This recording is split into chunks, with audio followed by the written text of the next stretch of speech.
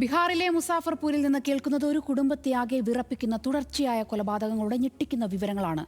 5 വർഷത്തിനിടെ ഒരു കുടുംബത്തിലെ 3 പേരാണ് സമാനമായ രീതിയിൽ കൊല്ലപ്പെട്ടത്. ഒടുവിലായി കഴിഞ്ഞ ശനിയാഴ്ച രാത്രി 70 വയസ്സുകാരിയും വെടിയേറ്റ് മരിച്ചു.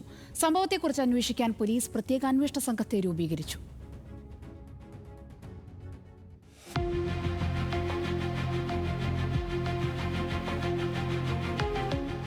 ഭീതിയുടെ നിഴലിലാണ് ബീഹാറിലെ മുസാഫർപൂർ ജില്ലയിലുള്ള രാംതോഹ്മ ഗ്രാമം. കഴിഞ്ഞ ശനിയാഴ്ച രാത്രിയിൽ കേട്ട ആ വെടിയൊച്ച ഒരു വയോധികയുടെ ജീവനെടുക്കുക മാത്രമല്ല, ഒരു ഗ്രാമത്തെയാകെ ഭീതിയിലാഴ്ത്തുകയും ചെയ്തിരിക്കുന്നു. ബൽദേവ് പണ്ഡിറ്റിന്റെ ഭാര്യയായ 70 വയസ്സുകാരി മർഷിയ ദേവിയാണ് സ്വന്തം വീട്ടിൽ വെച്ച് വെടിയേറ്റു മരിച്ചത്. അജ്ഞാതരായ അക്രമികൾ മർഷിയ ദേവിക്ക് നേരെ വെടിയുതിർത്ത ശേഷം ഇരുട്ടിന്റെ മറവിൽ രക്ഷപ്പെടുകയായിരുന്നു. ചോര വാർന്ന് മർഷിയ ദേവി സംഭവ സ്ഥലത്തു തന്നെ മരിച്ചു.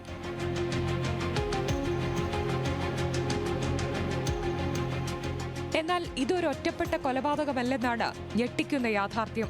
കഴിഞ്ഞ 5 വർഷത്തിനിടെ ഈ കുടുംബത്തിൽ നടക്കുന്ന 3ാമത്തെ കൊലപാതകമാണിത്. 2021 ജനുവരിയിൽ ഈ കുടുംബത്തിലെ അംഗമായിരുന്ന രമേശ്വർ പണ്ഡിറ്റ് ക്രൂരമായി കൊല്ലപ്പെട്ടു.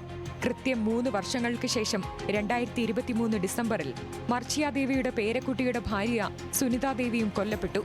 ഇപ്പോൾ ദാരുണമായ ആ പരമ്പരയിലെ ഒടുവിലത്തെ ഇരയായി മർഷിയ ദേവിയും മാറിയിരിക്കുന്നു.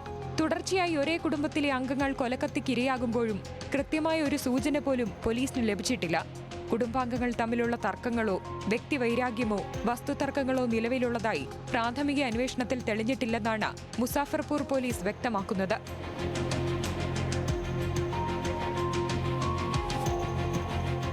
കേസിന്റെ ഗൗരവം കണക്കിലെടുത്ത് പ്രതികളെ ഉടനടി പിടികൂടാൻ പോലീസ് പ്രത്യേക അന്വേഷണ സംഘം രൂപീകരിച്ചു.